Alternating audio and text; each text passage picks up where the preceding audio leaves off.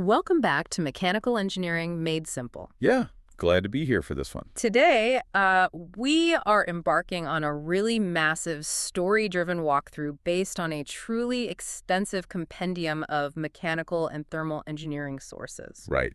And we aren't just going to read dry theories or rattle off a bunch of formulas. No, absolutely not. We are going to put you right in the middle of the action. That's right, you, the listener. For the duration of this deep dive, you are no longer just listening on your commute or sitting at your desk. You have just been cast in the role of a lead engineering troubleshooter. Right. You are the absolute best in the business. The one they call when everything is going wrong. Exactly, when the standard manuals are failing and the in-house engineering team is just completely out of ideas. Today, you have been called into a cutting-edge power generation facility to avert a catastrophic shutdown. It is an incredibly high-stakes scenario. I mean, we have a mountain of source material here covering chemical thermodynamics, the microscopic physics of contact resistance. Advanced fluid mechanics? Yeah, and complex heat exchanger design. And we are going to use every single piece of that material to solve a very specific cascading crisis. Your mission today is to diagnose and systematically resolve multiple interconnected failures at a state-of-the-art 1-megawatt industrial power plant. And if you're familiar with the massive, groundbreaking fuel cell plants developed by Tokyo Gas in Japan for commercial applications, well, you know exactly the scale we're talking about. The thermal density. Right, and the sheer mechanical complexity we're dealing with here. So let's set the scene and bring you onto the floor. You have just arrived at the facility, you've swiped your security badge, cleared the decontamination vestibule, and you step into the main turbine and reactor hall. I can just imagine the noise. Oh, it's deafening. And the heart of this plant is a massive, multi-stack hydrogen-oxygen fuel cell. Its entire purpose is to combine hydrogen gas and oxygen gas to produce liquid water and a massive continuous baseload of electricity. It is designed to be the absolute pinnacle of modern, clean, efficient energy generation. But right now, It's a disaster zone. it's a complete disaster zone. The plant manager, who is this veteran engineer whose experience is primarily in traditional Rankine cycle steam plants, is visibly stressed. Yeah, they're practically shouting over the roar of the auxiliary machinery, pointing at the telemetry screens. The fuel cell's electrical output is plummeting rapidly. It's dropping from its 1-megawatt baseline down to 800 kilowatts, And 750. and it's continuing to fall. And the electrical drop is really just the primary symptom.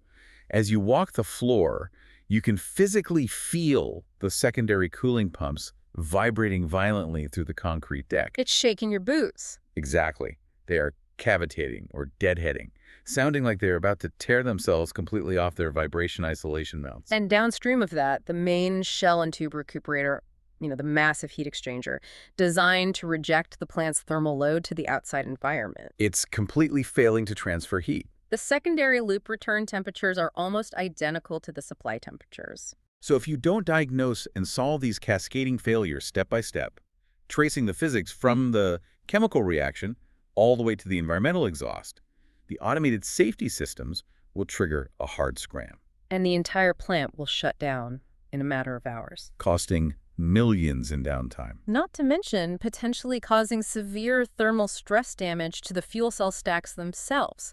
That is the immense weight of the engineering challenge on your shoulders right now. Our roadmap to save this facility involves a rigorous dissection of the physics at play. There's no guessing here, only systematic engineering analysis. We will start by identifying the core thermodynamic anomaly within the fuel cell itself, bridging that gap between ideal electrochemistry and real-world thermal management. Then we'll trace the thermal path and zoom in to the microscopic level to diagnose a severe boundary resistance issue at the primary cooling plates. From there, we will tackle the fluid mechanics crisis in the cooling loop by breaking down the internal flow dynamics. Applying dimensional analysis to find a retrofit solution. Right. And finally, we will deconstruct the thermal and geometric profile of the heat exchanger to clear the ultimate bottleneck. Okay, so you step up to the main console in the control room. The screens are just flooded with red warning banners. You look straight at the core telemetry data. The internal temperature of the fuel cell stack is climbing dramatically, far beyond its designed operating parameters. And inversely, the voltage is dropping like a stone. And the plant manager is standing right next to you, looking completely bewildered. They point at the schematics and argue, look, a fuel cell isn't a combustion heat engine. Right. It shouldn't be losing all this efficiency to waste heat. It's supposed to be a direct conversion of chemical energy to electrical work. Right. We shouldn't even need this aggressive of a cooling profile. And it's a really fascinating misconception. And it's exactly where we need to start our troubleshooting. Because the plant manager is operating under a paradigm defined by cyclic heat engines. Right. In traditional engineering thermodynamics, the focus is historically on the production of work through cyclic devices, like a steam turbine operating on a Rankine cycle. Or a reciprocating engine on an Otto or diesel cycle. In those systems, you convert a portion of the Gibbs free energy of the fuel into heat through combustion, and then you use that heat to expand a working fluid. But because of the second law of thermodynamics, you are strictly bound by the Carnot efficiency. You absolutely must reject a significant portion of that thermal energy to a cold reservoir to complete the cycle and return the working fluid to its initial state. Precisely. The manager knows that you cannot cheat Carnot. But they also know that a fuel cell is fundamentally different, which is why they are so incredibly confused by this massive thermal load. Fuel cells are isothermal devices. They're capable of converting the Gibbs energy of the fuel directly into electrical work via electrochemical reactions. And because a fuel cell does not rely on the cyclic expansion and compression of a working fluid driven by a temperature gradient, it is not a heat engine. Therefore, it is entirely exempt from the Carnot efficiency limit. To recalibrate the manager's thinking, you have to break down the actual electrochemistry occurring in the stacks. So you pull up a simplified model on the diagnostic screen, using the classic Daniell cell as a foundational analogy to ground the physics before scaling up to the 1 megawatt system. Right. The Daniell cell is the perfect starting point to explain the electron pathway. In a standard Daniell cell, you have a solid zinc electrode immersed in a zinc sulfate solution. And that's separated by a porous membrane, or a salt bridge, from a copper electrode immersed in a copper sulfate solution. The cell produces electricity because zinc has a higher tendency to oxidize, meaning to lose electrons, than copper does. As the solid zinc anode dissolves into the solution as aqueous zinc ions, it leaves its valence electrons behind on the metal electrode. Because the external circuit connects the two electrodes, those electrons are driven by the electrochemical potential difference through the wire over to the copper cathode. And at that cathode, the incoming electrons meet the aqueous copper ions from the copper sulfate solution, reducing them into solid copper metal that actually plates onto the electrode. Meanwhile, the salt bridge allows spectator ions to flow between the two half cells to maintain electrical neutrality, Which completes the circuit. The net effect is a continuous flow of electrons traveling around the outer circuit from the anode to the cathode, performing useful electrical work along the way. While the chemical system moves toward a dynamic equilibrium, there is no combustion, no intermediate thermal expansion phase. Just direct electron transfer driven by chemical potential. Yeah. So you turn back to the telemetry of this specific crisis. The plant's 1 megawatt hydrogen-oxygen fuel cell operates on that exact same fundamental principle of spatial separation of oxidation and reduction. But with gaseous reactants in a very different electrolyte. Right. In this specific architecture, the system uses an aqueous potassium hydroxide, or KOH, electrolyte. Now, the KOH itself doesn't actually get consumed in the net reaction. The hydroxide ions act as the charge carrier medium within the cell. Hydrogen gas is continuously supplied to the porous anode, and oxygen gas is supplied to the porous cathode. Let's run the math of this specific reaction for you, the lead troubleshooter, to show the manager exactly what the baseline should be. You pull up the ideal thermodynamic calculations on the console. At the anode, hydrogen gas reacts with the hydroxide ions from the electrolyte to form water, releasing electrons. And at the cathode, oxygen gas reacts with water and those incoming electrons to form new hydroxide ions. The net global reaction is simply hydrogen plus half an oxygen molecule yields water. At standard conditions, which is 25 degrees Celsius and 1 atmosphere of pressure, you calculate the reversible ideal cell potential using the Gibbs free energy of formation for liquid water. I'm looking at the thermodynamic tables right now. The standard change in Gibbs free energy for the formation of liquid water is negative 237.1 kilojoules per mole. You explain to the room that the standard EMF calculation directly relates this energy to the electrical potential. The equation is the change in Gibbs free energy equals negative N multiplied by F multiplied by the standard EMF. Here, N is the valency, which is 2 moles of electrons transferred per mole of hydrogen reacted. And F is the Faraday constant, which represents the magnitude of electrical charge per mole of electrons. That constant is precisely 96,485 kilocoulombs per kilomole. So when you isolate the standard EMF and plug in those values, the math dictates that the ideal reversible voltage of a single hydrogen-oxygen cell operating at standard conditions is exactly 1.185 volts. That is the theoretical ceiling. But here's the critical pivot in the investigation. This raises an urgent question. If the ideal standard EMF is 1.185 volts, and the cell is theoretically exempt from the Carnot limit. Why is the actual stack voltage dropping so rapidly? Exactly. And where is this massive thermal load coming from that is currently overwhelming the cooling system? This is the aha moment you deliver to the control room. It fundamentally corrects the plant manager's misunderstanding. You bring up the enthalpy charts. You explain that while fuel cells convert the Gibbs free energy directly to electricity, the total energy released by the chemical reaction is dictated by the enthalpy of reaction, not just the Gibbs function. Many fuel cells, including the specific hydrogen-oxygen variant, are designed to release the higher heating value. Or the higher enthalpy of reaction. Right. This is because the product of the reaction, which is water, is being formed and removed in a liquid phase rather than a vapor phase at these specific operational temperatures and pressures. And that phase state is the key to the entire thermal crisis. The total enthalpy change of the reaction, the higher heating value, is roughly negative 285.8 kilojoules per mole.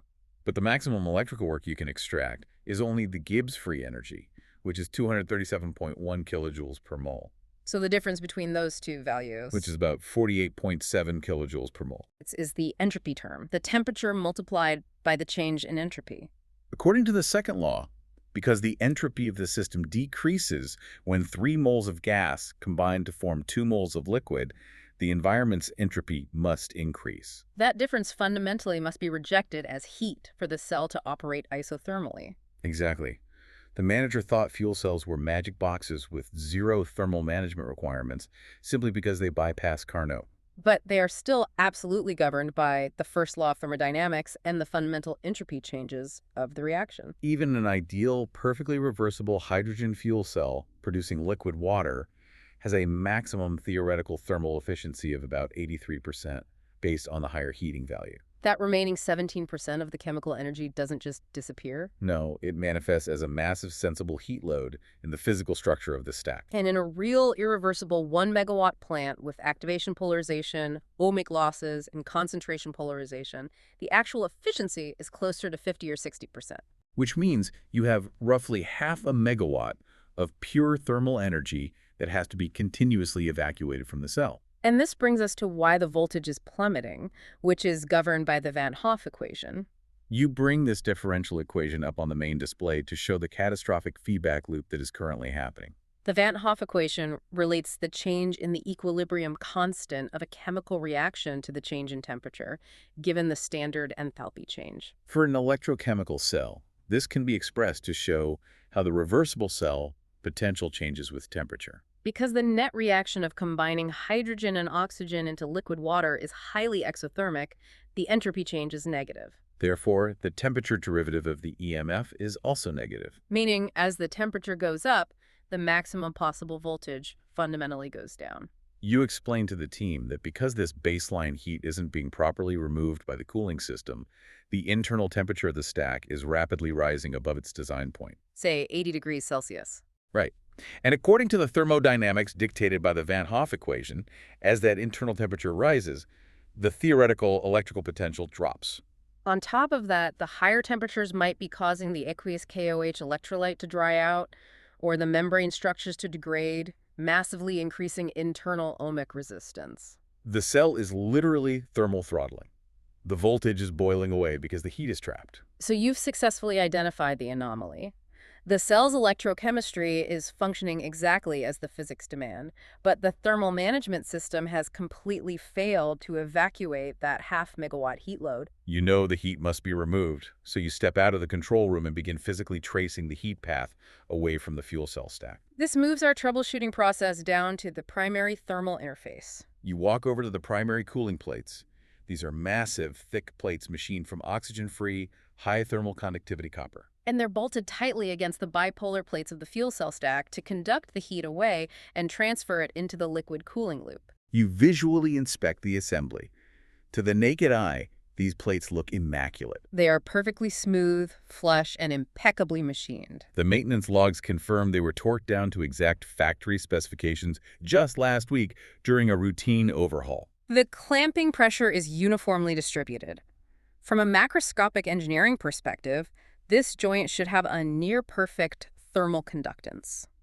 So why is the heat bottlenecking here? Why is there a massive temperature delta between the hot fuel cell and the relatively cool copper plate? Well, you know that human eyes are terrible judges of surface metrology. You turn to the mechanical technicians and explain the physics of contact resistance.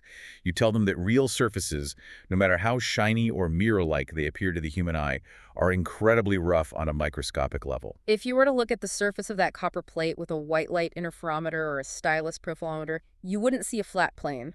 You would see a jagged, chaotic landscape of microscopic mountains and valleys. In tribology and contact mechanics, these peaks are called asperities, and their heights typically follow a Gaussian distribution. Now, when you take two of these solid metal surfaces, the fuel cell's bipolar plate and the copper cooling block, and bolt them together, the physical load is absolutely not supported by the entire apparent surface area. Instead, it is supported only by the highest contacting asperities. As the bolting torque applies compressive stress, these tiny microscopic peaks are subjected to immense localized pressure. Because the actual contact area is so vanishingly small, the local stress easily exceeds the yield strength of the softer solid. Exactly. The asperities of the softer metal undergo plastic deformation. They physically crush, flatten out, and spread until the localized area grows just enough to support the applied load without further yielding. But even after this plastic deformation, the actual real area of contact is typically only 1 to 2% of the apparent macroscopic area.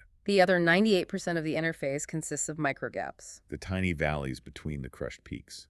And macrogaps, which are larger separations caused by out-of-flatness, waviness, or thermal warping of the bulk plates. And here's the critical flaw in the system's current state. What are those microgaps and macrogaps filled with? They are filled with interstitial gas. In this plant environment, it's just ambient air. And as any mechanical engineer knows, stagnant air has a notoriously low thermal conductivity. Roughly 0.026 watts per meter Kelvin at room temperature. Compared to the copper, which is around 400 watts per meter Kelvin, the air acts as a massive thermal insulator. Because the microgaps are filled with this insulating interstitial gas, the massive half-megawatt heat flux trying to escape the fuel cell is physically forced to constrict and squeeze through those tiny, scattered metal-to-metal asperity contacts. This lateral squeezing of the heat flow lines creates what is known as spreading resistance or constriction resistance. The heat lines bend and crowd together to find the conductive metal paths, creating a severe thermal bottleneck. You grab a marker and walk over to the whiteboard on the plant floor to prove the physics to the maintenance crew. You write down the fundamental joint conductance equation. You define Hj, the thermal joint conductance, as being equal to 1 divided by the product of Aa and Rj. Where Aa is the apparent macroscopic contact area, and Rj is the specific thermal joint resistance. You explain that right now, Rj is massively high because it is the parallel sum of two parallel heat transfer paths: conduction through the solid asperity spots and conduction through the interstitial gas in the gaps. Since the gas conduction is negligible, the entire load is bottlenecked at the microscopic mountain peaks. You point out to the team that the macroscopic design of this plant assumed perfect frictionless thermal contact, completely ignoring the microscopic reality of conforming rough solids. The clamping load might be high, and the nominal contact pressure might seem adequate, but without treating the interface, the microgaps dictate the thermal boundary layer. But I'd push back here if I were the plant manager. I'd say, wait a minute, we bolted these plates together with over 500 pounds of force per square inch. Right. Shouldn't that clamping pressure be enough to crush the asperities and close the gaps entirely? It's a really valid pushback, and the answer lies in the hardness of the materials. While the local asperities yield plastically, the bulk material beneath them remains strictly in the elastic regime. You would have to apply a clamping force so immense that it would plastically deform the entire bulk structure of the cooling plate to eliminate all the voids. In a precision fuel cell stack, applying that much compressive stress would crack the fragile internal ceramic membranes and completely destroy the 1 megawatt unit before you ever achieved perfect thermal mating. You cannot solve this with fluid mechanical force. Which means we need a material solution. So you issue your first major directive as the lead troubleshooter. You order the technicians to temporarily ramp down the current draw on the cell, unbolt the massive primary copper cooling plates, and apply a high-performance thermal interface material, or TIM. And you have a choice to make here regarding which TIM to use. You could use a thin metallic foil like indium, which is highly conductive and very soft. But because these plates are massive, nearly a square meter in area, there is likely significant macroscopic out-of-flatness or waviness across the surface that a thin foil couldn't fully bridge. Therefore, you specifically request a high-grade, highly viscous thermal grease loaded with silver or ceramic nanoparticles. Or alternatively, a phase change material that melts precisely at the cell's operating temperature. You explain to the team that this viscous material is designed to flow under the clamping pressure and completely fill all those microscopic valleys, both the micro gaps and the larger macro gaps. It effectively replaces the highly insulating interstitial air with a medium that has a thermal conductivity magnitudes higher. It won't match the bulk copper, but it completely eliminates the constriction resistance by providing a continuous, uniform heat transfer path across the entire apparent area, AA. The technicians move quickly. They apply a precise, screen-printed layer of nanoparticle-loaded thermal grease across the interface, remate the copper plates, and retorque the bolts to spec in a star pattern to ensure even distribution. You bring the system back to full load. The telemetry response is instantaneous. But filling those microscopic voids, you have massively increased the joint conductance, HJ. The trapped thermal energy immediately surges out of the fuel cell stack and conducts beautifully into the liquid cooling loop. The internal temperature of the fuel cell begins to plummet back to its optimal 80 degrees set point. And precisely as the Van Hoff equation dictates, as the temperature stabilizes, the electrical voltage starts to climb rapidly back toward its theoretical maximum. You take a breath, wiping sweat from your forehead, thinking you've just saved the day. The fuel cell is cooling down, the voltage is back up. But suddenly, a new set of alarms starts screaming over the plant's PA system. We are not out of the woods. You have successfully pushed the massive heat load into the liquid cooling loop, but this has simply moved the bottleneck further down the line. You rush over to the pump station. You check the primary fluid gauges on the cooling manifold. The liquid coolant, a specialized deionized water glycol mixture, isn't flowing fast enough to carry the immense thermal load away from the primary plates to the heat exchanger. The mass flow rate is incredibly sluggish, and the pressure differential sensors are indicating an extreme critical pressure drop across the main pipe runs. The secondary cooling pumps are the ones vibrating violently. They are deadheading. Spinning furiously but failing to move the fluid because they are pushing against a massive, unexpected frictional resistance in the line. Okay, we need to dive deep into the fluid mechanics of internal pipe flows to figure out exactly what is choking this system. Everything inside these closed-loop pipes is fundamentally governed by the continuity equation. In its simplest integral form for a control volume, it states that the net rate of mass flux out of the control surface plus the rate of accumulation of mass within the control volume must equal 0. Because this is a steady-state, incompressible liquid flow, what goes in must exactly equal what comes out. Mass cannot accumulate. But right now, the volumetric flow rate is a fraction of what the pumps are rated for. To diagnose the sluggish velocity of the fluid, we must look at the momentum equations, specifically the Navier-Stokes equations, which govern the motion of all viscous fluid substances. In a perfectly operating system of this specific geometric design straight, cylindrical pipes operating at low velocities, you would expect to see a fully developed Hagen-Poiseuille laminar flow.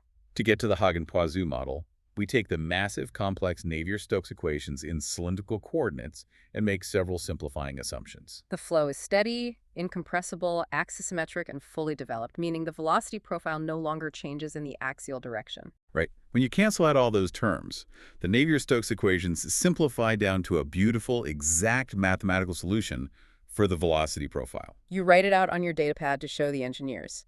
Lowercase u, the local velocity at any radial distance r, equals 2 times uppercase u, the average fluid velocity, multiplied by the quantity 1 minus the square of the ratio of lowercase r to r0, where r0 is the internal radius of the pipe. That equation dictates a perfect, parabolic, bullet-shaped velocity profile flowing smoothly down the pipe. The fluid velocity is absolutely zero at the pipe wall due to the no-slip condition, and it reaches its maximum velocity exactly at the centerline axis. But here's the problem.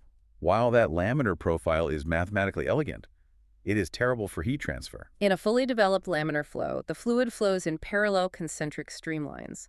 There is zero radial mixing. The heat from the pipe wall must conduct layer by layer into the fluid center entirely through thermal diffusion, which in a water glycol mixture is a very slow process. And beyond the poor heat transfer, the pressure drop is currently destroying the pumps. To diagnose why the flow is failing so catastrophically on the mechanical side, you decide you need to apply dimensional analysis to scale the parameters and compare the forces at play. You tell the team you are going to use the Buckingham pi theorem to form dimensionless groups. This is where we separate the true engineers from the technicians. Absolutely. The Buckingham pi theorem is a formal method for determining the dimensionless parameters that govern a physical phenomenon. You list out the relevant variables dictating the flow in this pipe. The pressure drop, the pipe diameter, the pipe length, the fluid density, the fluid dynamic viscosity, the average velocity, and the average surface roughness of the pipe wall. That is 7 variables. According to the theorem, since these variables involve 3 fundamental dimensions, mass, length, and time, you subtract 3 from 7 to get 4 fundamental dimensionless pi groups that describe the entire system. You set up the dimensional matrix on your datapad, choosing density, velocity, and diameter as your repeating variables because they don't form a dimensionless group by themselves, and they represent the fluid properties, flow kinematics, and system geometry. You run the matrix algebra, solving the system of linear equations for the exponents. And the most critical pi group that emerges from your derivation is the ratio of inertial forces to viscous forces. That dimensionless group is, of course, the Reynolds number.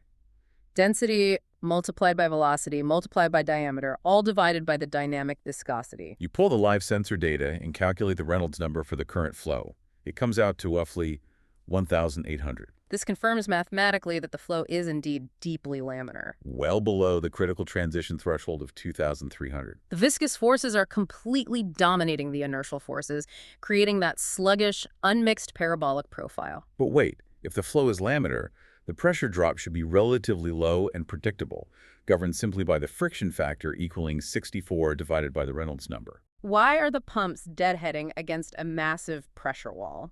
You look deeper into the construction schematics of the cooling loop. You calculate another of your derived pi groups.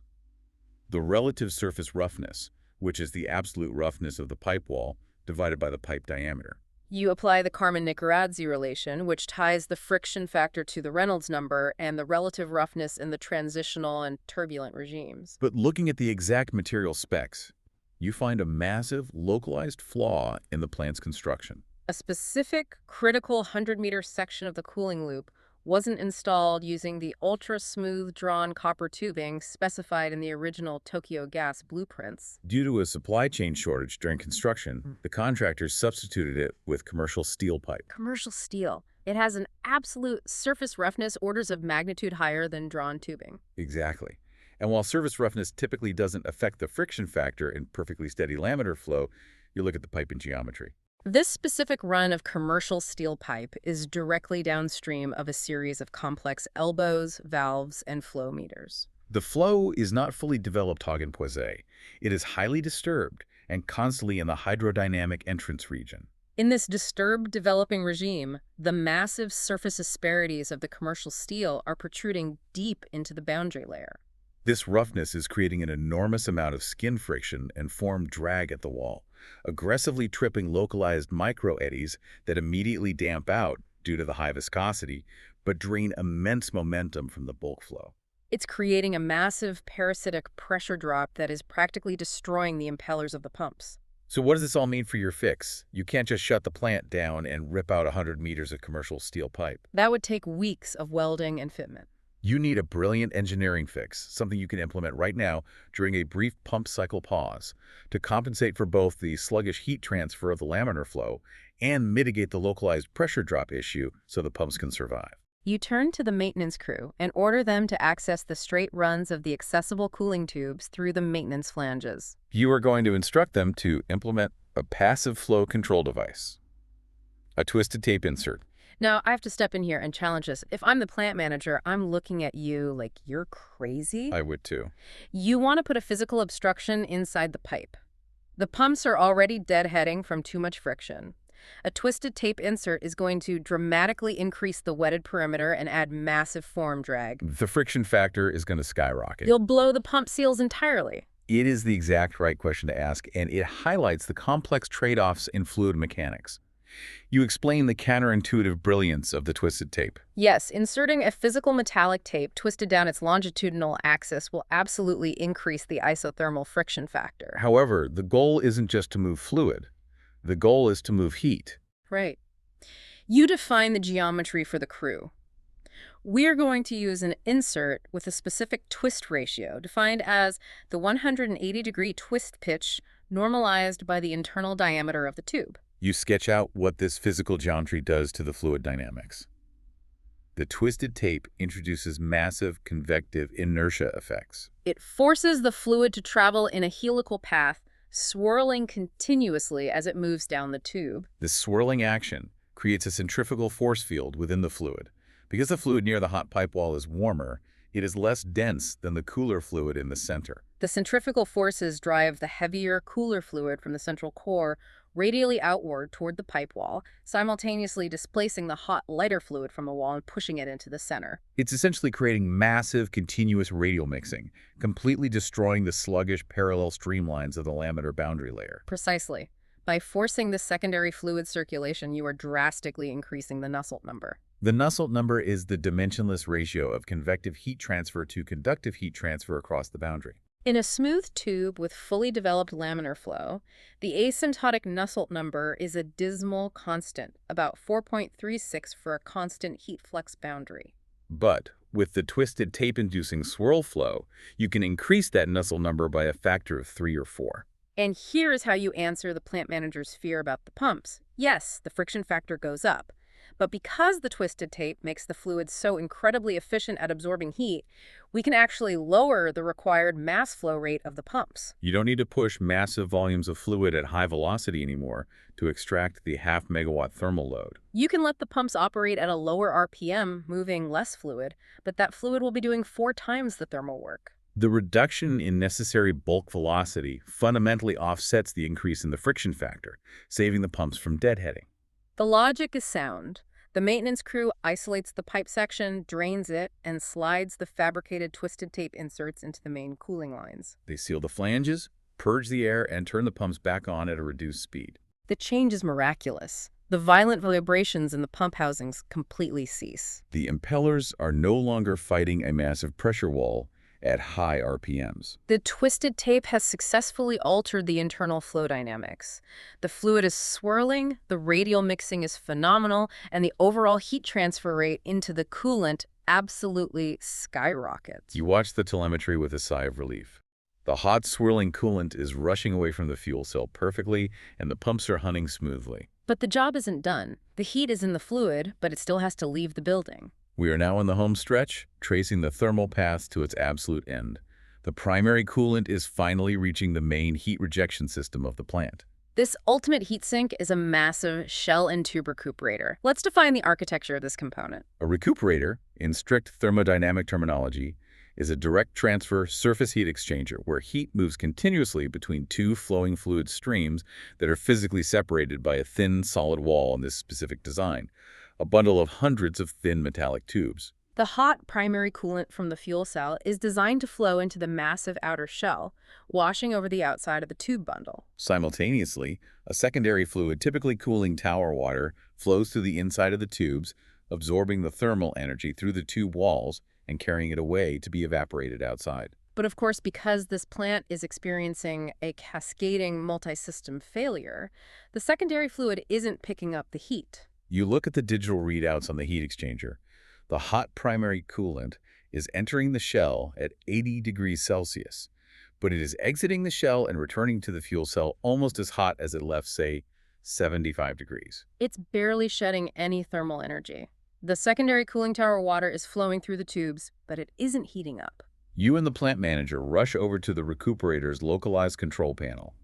You immediately begin an empirical investigation of the overall heat transfer coefficient, denoted as uppercase U, for the entire heat exchanger assembly. To do this, you first need to calculate the actual thermal driving force across the system, which is not just a simple arithmetic average of the temperatures. Because the temperature difference between the two fluids changes continuously as they flow through the exchanger, you must calculate the logarithmic mean temperature difference, or LMTD. Right. You pull out your data pad to run the derivation. You remind the manager that the LMTD is derived from a differential energy balance along the length of the heat exchanger, assuming constant specific heats and a constant overall heat transfer coefficient. The formula is the temperature difference at one end of the exchanger minus the temperature difference at the other end, all divided by the natural logarithm of the ratio of those two temperature differences. You plug in the inlet and outlet temperatures of both the shell and tube fluids.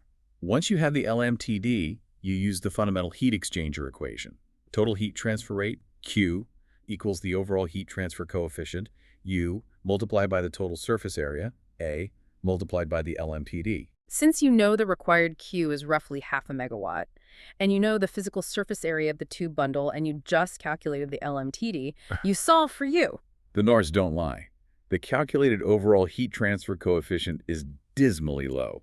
The total thermal resistance within this recuperator unit is far, far too high. The heat simply cannot penetrate from the primary fluid through the tube walls and into the secondary fluid. So you have to find out where the resistance is hiding in that thermal circuit. The total thermal resistance is the sum of convective resistance on the outside of the tubes, conductive resistance through the metal tube wall itself, convective resistance on the inside of the tubes, and crucially, any fouling resistances. You pull the historical maintenance and water quality logs for the plant, you check the variables and isolate the core issue. The root cause of the massive thermal blockade, severe fouling resistances. Over months of operation, the secondary cooling tower water, which is often exposed to the open atmosphere and full of dissolved minerals and biological matter, has deposited thick layers of sludge, calcium carbonate scale, and biofilm on the surfaces. You read the variables off the engineering charts to the manager. RDI and RDO. These represent the specific dirt, scaling, and fouling resistances on the inside and outside of the tube walls, respectively. I can hear the plant manager arguing again. But we just ran a mechanical brush through the tubes last quarter. How can a millimeter of scale completely stop half a megawatt of heat? You counter by explaining the asymptotic fouling model, specifically the Kern-Seaton model. You explain that fouling isn't just a static blockage. It is a dynamic competition between the rate of deposition of the sludge and the rate of removal by fluid shear stress. While the mechanical brushing removed the bulk blockage, the microlayer of scale that remained has an incredibly low thermal conductivity, often similar to that of brick or concrete. This millimeter of scale acts as a thick, continuous thermal blanket, completely insulating the highly conductive metal tubes. In the heavily fouled sections, the local heat transfer coefficient drops effectively to near zero. But as you are analyzing the schematics to plan a chemical flush, you notice something else. The fouling alone shouldn't have tanked the efficiency this quickly or this severely. You look closely at the original design schematics for the recuperator's shell architecture. You spot a massive, glaring structural oversight made by the original fabricators. Oh, this is the ultimate diagnostic find.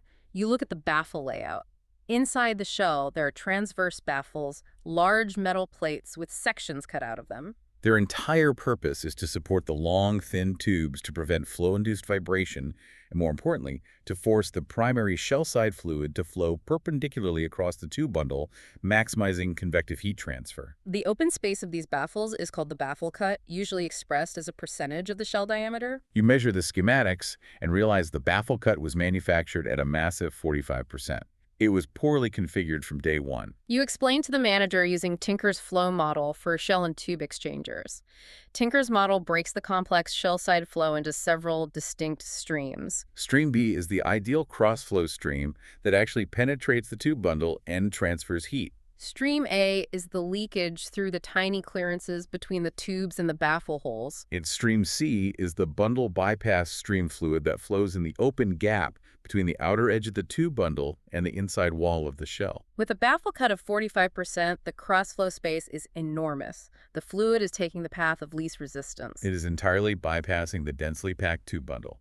It's becoming a massive stream C bypass flow, rushing straight down the open shell wall and out the exit nozzle. It is a textbook, catastrophic example of flow maldistribution. You have a combination of severe fouling resistance, insulating the tubes, and a broken internal geometry due to the incorrect baffle cut ratio, ensuring the hot fluid never even touches the tubes in the first place. The diagnosis is complete. It is time for action. You issue your final, decisive orders to save the plant.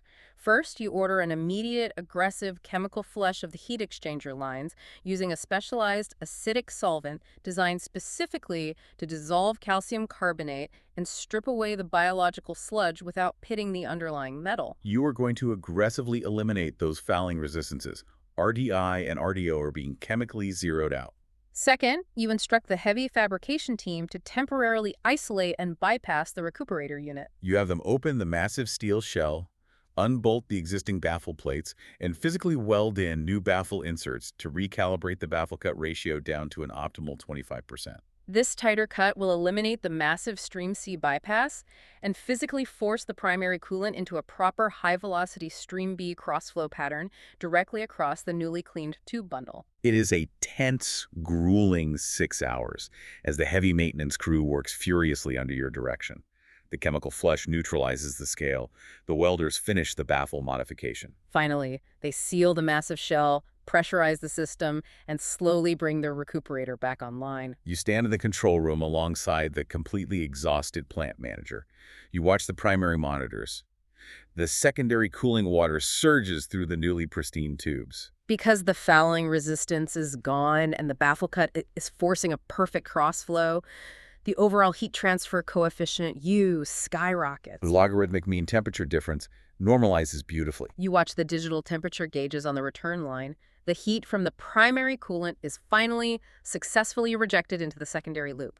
The primary fluid temperature drops rapidly from 80 degrees back down to a cool, stable baseline. Because the massive thermal load is finally being rejected to the outside environment, the primary coolant returning to the fuel cell is cold. The fuel cell's internal structure rapidly sheds its trapped heat. The core temperature stabilizes exactly at its design set point. And bringing everything full circle back to the chemical thermodynamics and the Van Hoff's equation we discussed hours ago, the drop in temperature allows the exothermic hydrogen-oxygen reaction to proceed at its maximum theoretical electrochemical potential. The plant's electrical voltage output climbs steadily, 750, 800, 900, and finally locks in at a perfect, continuous 1 megawatt baseline. The alarms across the floor finally silence. The plant manager, almost in tears, practically hugs you. You did it.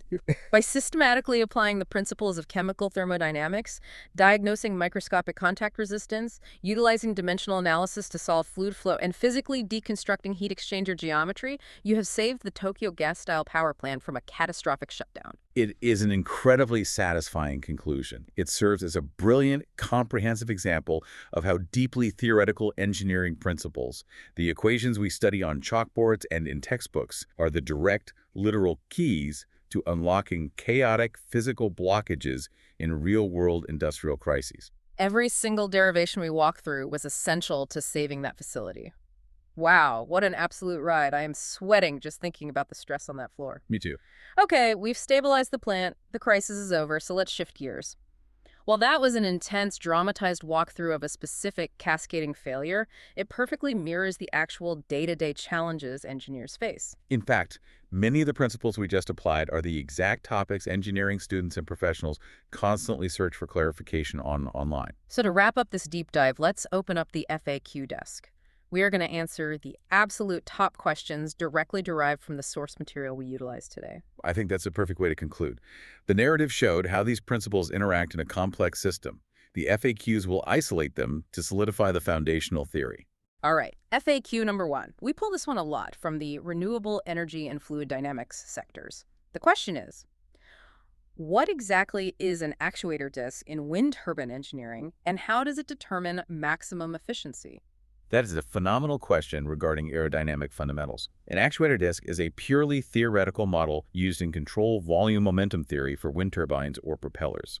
Instead of trying to mathematically model the incredibly complex three-dimensional flow around physical spinning rotor blades, which requires massive computational fluid dynamics simulations. The actuator disk theory simplifies the entire rotor-swept area into a single, highly idealized, porous, invisible disk. Right, it acts as a momentum sink. Exactly. We use this idealized disk to determine the macroscopic static pressure changes and velocity deficits that take place in the airstream. We draw a massive control volume tube extending from far upstream in the undisturbed wind, passing through the disk, to far downstream in the turbulent wake. By applying the principles of conservation of mass, conservation of momentum, and Bernoulli's equation both upstream and downstream of the disk, we can mathematically isolate the energy extracted by the turbine. And the most famous outcome of this actuator disk model is a hard mathematical limit to efficiency, right? The Betz limit. According to the derivations in our source material, the absolute maximum power coefficient, denoted as Cp max, equals 16/27. If you calculate that out, it is approximately 0.593. That is the Betz limit. It represents the absolute maximum theoretical efficiency of any wind turbine operating in an open flow. Meaning no wind turbine, no matter how perfectly designed the aerofoils are, can ever extract more than about 59.3% of the kinetic energy from the wind passing through its swept area. The physical reason for this is fascinating. If the turbine extracted 100% of the kinetic energy, the air velocity directly behind the rotor would drop to exactly zero. If the air stops moving, the mass flow halts, the air piles up, and no further wind can enter the turbine from the front. It violates the conservation of mass. The 16/27 limit is the mathematical optimum point, where you extract the maximum energy while still leaving just enough kinetic energy in the wake to clear the exhausted air out of the way. That perfectly bridges the math to the physical reality. Okay, moving on to FAQ number 2. We are moving from aerodynamics back to hydrodynamics. The question is, what is cavitation in a pump or hydraulic turbine, and why is it so mechanically destructive?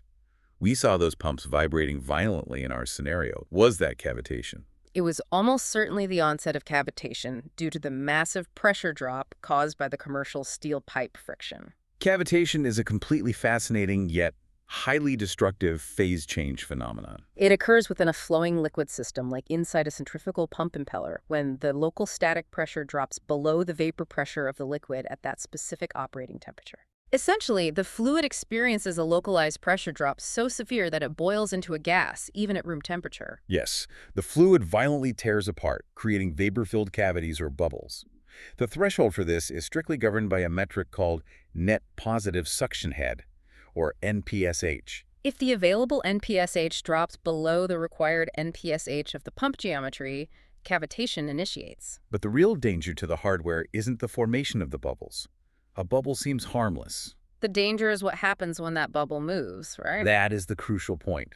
As these vapor bubbles are swept along with the fluid flow away from the low-pressure eye of the impeller and into the higher-pressure discharge regions of the Vlesh casing, the localized pressure surrounding the bubble suddenly exceeds the vapor pressure. The bubble becomes violently unstable. According to the Rayleigh-Placid equation, which describes the dynamics of a spherical bubble in an infinite body of liquid, the bubble collapses at supersonic speeds. And that collapse isn't gentle. Far from it. Because the collapse is often asymmetrical when it occurs near a solid boundary like the metal pump casing, the bubble implodes inward, forming a microscopic, high-velocity liquid microjet that pierces the center of the bubble and hammers directly into the metal surface. These implosions generate localized shock waves with pressures exceeding thousands of atmospheres and transient temperatures reaching thousands of degrees Kelvin. Over time, this microscopic bombardment severely impacts the turbine's structural integrity, physically fatiguing the metal, ripping microscopic chunks away, and pitting the surface as if it had been hit by a continuous stream of armor-piercing microscopic bullets. It is incredible how a simple drop in pressure can weaponize water to destroy solid steel. All right, we have time for one final FAQ, number 3. This brings us full circle all the way back to the very first argument we had with the plant manager. The question is, why exactly is the Carnot efficiency absolutely irrelevant for a fuel cell? This is perhaps the most vital thermodynamic takeaway regarding the future of modern energy generation. We have to reiterate the definitions. The Carnot efficiency is a strict, unbreakable thermodynamic limit dictated by the second law that applies only to heat engines. A heat engine fundamentally relies on a cyclic process. It burns fuel to create high-temperature heat, transfers that heat to expand a working fluid like steam pushing a turbine blade, and then, crucially, it must reject waste heat to a cold reservoir to compress the fluid and return the system to its initial state to begin the cycle again. The Carnot limit dictates the absolute maximum efficiency based purely on the ratio of those hot and cold reservoir temperatures. But a fuel cell completely skips the heat to expansion middleman. Exactly. Fuel cells are not heat engines, they are electrochemical energy converters. They bypass the intermediate thermal cycle completely. They convert the chemical potential energy of the reactant specifically, the Gibbs free energy function we discussed at the start of the scenario, directly into directed electron flow, which is electrical work. Because their fundamental mechanism of action does not rely on the cyclic expansion and compression of a working fluid driven by macroscopic temperature differences, they are entirely outside the jurisdiction of the Carnot limit. While they still experience internal entropy generation and must reject the enthalpy difference as heat, as we saw in our thermal throttling crisis, their theoretical efficiency ceiling is dictated by the reversible thermodynamic potential of the chemical reaction itself, not by the thermal reservoirs. This is exactly why fuel cells hold such immense promise for achieving massive, unprecedented leaps in overall energy conversion efficiency compared to traditional combustion power plants. And that brings everything together beautifully. The theory is the practice, and the practice proves the theory. Well, that wraps up the FAQ desk. But before we sign off, as always on this deep dive, we like to leave you with something forward-looking to chew on. Yes. Today, I want to leave you with a final, provocative thought to mull over, building directly on the source material we covered regarding the microscopic physics of contact resistance. We established that thermal contact resistance is heavily dictated by the plastic deformation of microscopic asperities, leaving insulating gaps that we currently fill with thermal pastes or greases. But those pastes degrade, pump out over time, and dry up. Imagine the future of materials science. What if we could design intelligent shape memory alloys that actively alter their surface microtopography when exposed to a specific heat flux? Could we create smart, solid heat sinks that instantly smooth themselves at the microscopic level, actively filling in their own valleys to perfectly mate with the asperities of a processor or a fuel cell the moment they get hot? This would completely eliminate the need for degrading thermal pastes, providing near-perfect solid-state thermal conductance, and unlocking cooling efficiencies in high-density electronics and power generation that we've never before thought possible. Oh, that is a brilliant concept. A solid heat sink that physically shapes its own microscopic mountains to match whatever it is touching, dynamically responding to the thermal load. I absolutely love that. It shows that the physics of tomorrow are just an evolution of the equations we solve today. Well, that is all the time we have for today's deep dive. If you haven't already, give us a like and follow, and please leave us a comment if you enjoy the podcast. We love to hear from the folks who make this possible.